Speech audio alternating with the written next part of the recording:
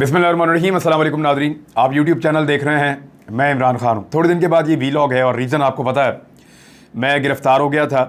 अब जिस केस में मैं गिरफ़्तार हुआ था उस केस के ऊपर मैं बात नहीं कर सकता। वजह यह है कि जस्टिस जनाब बाकर अली नजफ़ी साहब की अदालत के अंदर ये मामला गया और उन्होंने बुलाया फ़रीक़ैन को, और वहाँ पे इस मामले को हल निकालने के लिए फ़रीक़ैन को बाउंड किया गया और हलफ लिया गया कि जब तक ये मामला एक अदालत के अंदर चल रहा है और जब तक ये कानूनी मामला आगे बढ़ते हैं तो इसको पेंड किया जाएगा, और उस बीच में फ़रीक़ैन इसके ऊपर किसी किस्म की बयानबाजी नहीं करेंगे। बाकी आप लोगों को सब पता है, आपको आइडिया है कि हुआ क्या, कैसे हुआ, किसने किया, क्यों हुआ, वो सारा कुछ आपको पता है। मैं इस पर बात ज़रूर करूँगा, लेकिन जो हलफ मैंने लिया है उसको भी पूरा ज़रूर करूँगा। कुछ चीज़ें मुझे आपके साथ शेयर करनी है और आपको बतानी है, लेकिन सबसे पहले तो मैं शुक्रिया अदा करूँगा। आप सबका शुक्रिया, आप सबका दिल की गहराइयों से शुक्रिया। आप लोगों ने इस बीच में मुझे ख़रीदा है, मुझे आपने ख़रीदा है। मुझे नहीं पता था मेरे साथ बाहर क्या चल रहा है। अब जब आप पकड़े जाएं तो आपको क्या पता बाहर क्या चल रहा है, लेकिन मुझे आज सारा दिन वो देखने का मौका मिला। ईद का दिन है, आप सबको बहुत बहुत ईद मुबारक भी हो। मुझे सारा दिन देखने का मौका मिला कि आप लोग क्या कर रहे थे। मुझे देखने का मौका मिला कि मेरे दोस्त क्या कर रहे थे। मैं आप सबका फ़र्दन शुक्रिया अदा करना चाहता हूँ। आप इतने सारे हैं, मैं अकेला हूँ, मुझे आप सबके नाम भी नहीं पता, लेकिन जो सुन रहा है आपका बहुत शुक्रिया। वकला का बहुत शुक्रिया, बार्स का बहुत शुक्रिया। मैं जहाँ जाता था वो मेरे साथ खड़े होते थे, खड़े होकर पाकिस्तान जिंदाबाद का नारा लगाते थे। उन सब का बहुत शुक्रिया। पुलिस वाले पाकिस्तान जब मैं बोलता था तो जिंदाबाद कहते थे। मेरे नारे का जवाब देने के लिए पुलिस वालों का बहुत शुक्रिया। जितनी बार्स हैं वकला की, उन सब का बहुत शुक्रिया। जो सहाफ़ी खड़े रहे, डटे रहे, उन्होंने मेरा साथ दिया, मेरी हिम्मत बंधाई और इसको रिपोर्ट करते रहे, वाक़यात को बताते रहे, उन सब का बहुत शुक्रिया। मैं नाम नहीं लेना चाहता, एक का नाम लूँगा तो सबका नाम कैसे लूँगा मैं।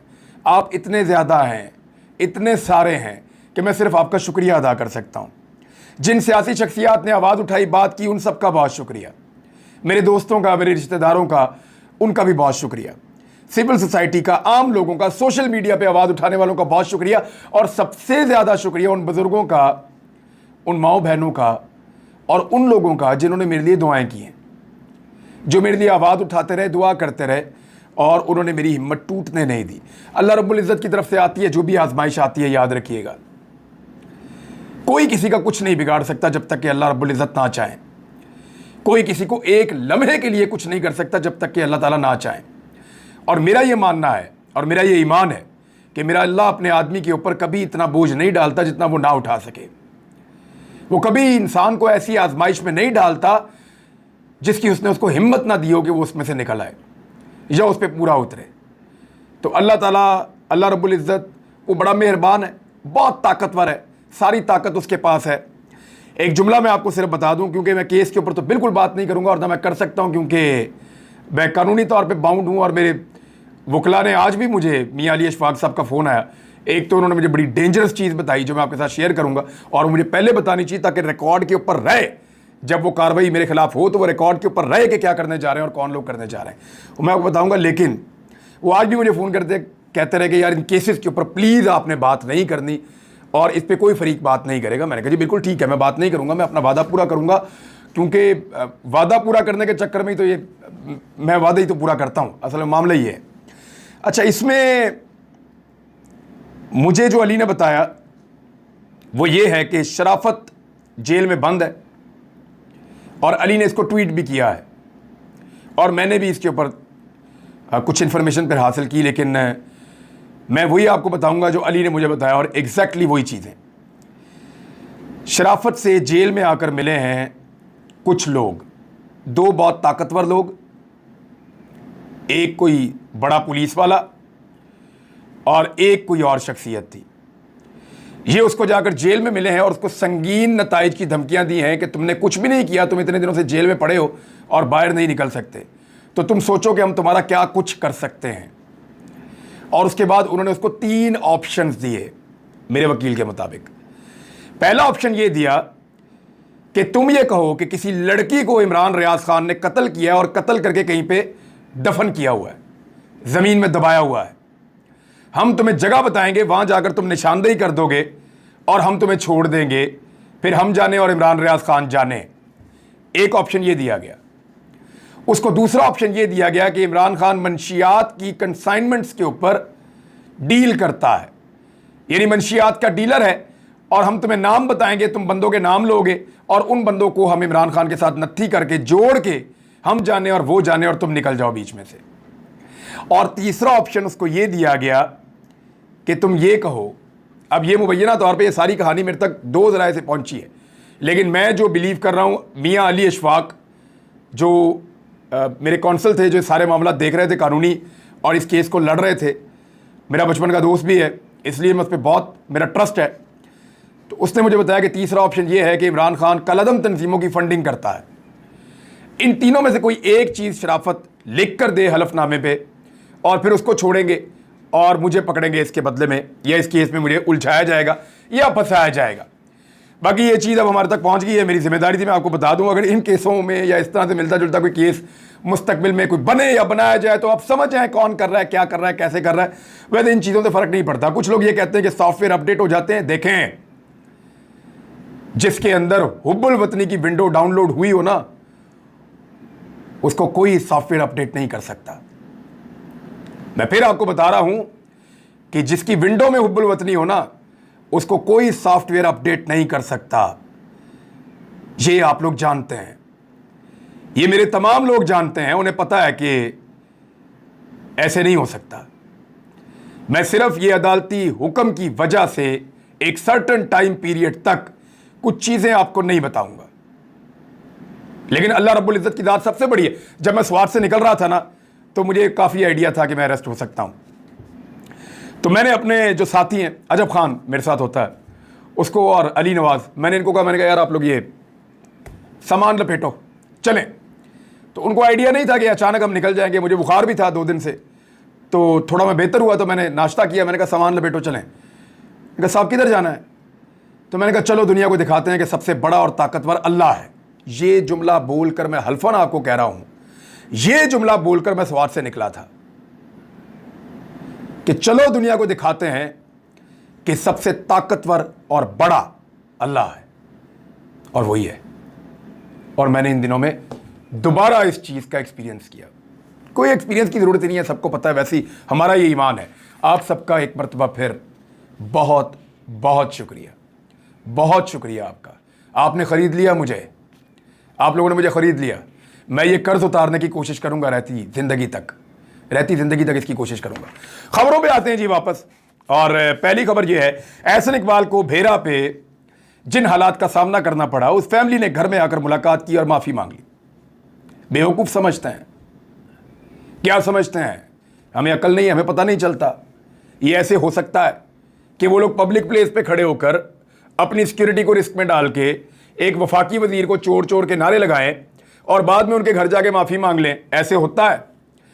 मैं जानता हूं कितना दबाव होगा, आप लोग भी जानते हैं कितना दबाव होगा, और जिन लोगों ने ये दबाव पहले बर्दाश्त किए हुए अपनी ज़िंदगी में, उनको भी आइडिया होगा कि दबाव तो होगा। मेरा एक सवाल है इस सारे मामले के ऊपर, हो सकता है बात ठीक हो, एहसन इकबाल साहब जो फरमा रहे हैं वो ठीक हो, लेकिन लोगों का रिएक्शन तो सोशल मीडिया पे कुछ और ही कह रहा है। लोग मानने को तैयार नहीं है कि इतने आराम से लोग आके, जो चोर आपको कह रहे हैं वो आके आपसे माफ़ी खुद ही मांग लें। हालात नॉर्मल नहीं हो सकते उन लोगों के लिए, ये क्लेम किया जा रहा है। मेरा ये कहना है कि क्या नवाज शरीफ आज तक बरतानिया में किसी एक आदमी से माफ़ी मंगवा सका जिसने नवाज शरीफ को चोर कहा, डाकू कहा, गद्दार कहा, कुछ भी कहा? मियाँ नवाज शरीफ साहब की रोज़ वहाँ पे इज्जत अफजाई करते हैं ना लोग। जब मियाँ साहब बाहर निकलते हैं, उनकी फैमिली बाहर निकलती है, पीछे लग जाते हैं, चोर चोर, डाकू डाकू, रोज़ लोग कहते हैं। कोई एक आया जिसने आकर मियाँ साहब से मुलाकात की हो, माफ़ी मांगी हो कि मियाँ साहब माफ़ी चाहते हैं, आपको चोर नहीं कहना चाहिए था? वो शयान अली जो चोर कहता था, वो रोज़ाना पीछे पीछे फिरता है मियाँ साहब के। हर एतवार को, हर हफ्ते को वो पिज़्ज़ा और बर्गर लेके और बोतल पकड़ के जाके मियाँ साहब के घर के बाहर खड़े होकर नारे लगाते हैं। तो वहाँ तो किसी ने माफ़ी नहीं मांगी, और वहाँ पे तो आप माफ़ी का मुतालबा भी नहीं करते। आप लोगों के चादर और चार दीवारी का तकद्दुस पामाल करते हैं, लोगों के घरों के अंदर घुस जाएं तो ठीक है, आप माफ़ी नहीं मांगेंगे।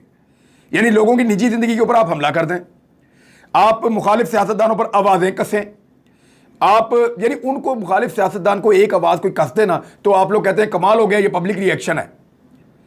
पब्लिक रिएक्शन है, कमाल हो गया। अपने हलकों में कैसे जाओगे? लोग अंडे और टमाटर मारेंगे इमरान खान को, ये आपकी ख्वाहिश थी, ये आपकी लीडरशिप कहती रही एहसन इकबाल साहब कि इमरान खान को अंडे और टमाटर मारे जाएंगे, आपकी लीडरशिप कहती रही है।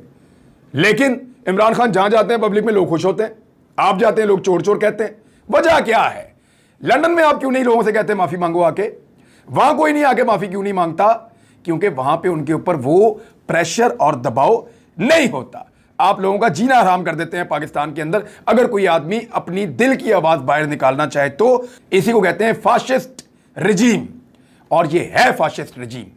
इंपोर्टेड हुकूमत को बचाने के लिए, अपने आप को कायम रखने के लिए कुछ चीजें जो हैं वो बहुत इंपॉर्टेंट हैं। वहां तो लंदन में तो नमाज नहीं पढ़ सकते पब्लिक के अंदर जाके, ये तो सूरत हाल है वहां पे। अभी आप लोगों की पूरी काबीना गई थी, पब्लिक में निकल नहीं सके। पूरे यूरोप के अंदर आपके लोग नहीं निकल के पाकिस्तानियों को वहां फेस कर सकते, ना आप लोग फिर सकते हैं, ना मिल सकते हैं लोगों को। लोग वहां पे आपको गालियां देते हैं पाकिस्तानी, क्योंकि उनको पता है कि वहां की हुकूमतें चोर कहने पे, डाकू कहने पे, किसी के ऊपर मुंह से बात करने के ऊपर ये जमहूरी हक समझती हैं और इसके ऊपर किसी किस्म का पर्चा FIR ये चीजें नहीं करवाते।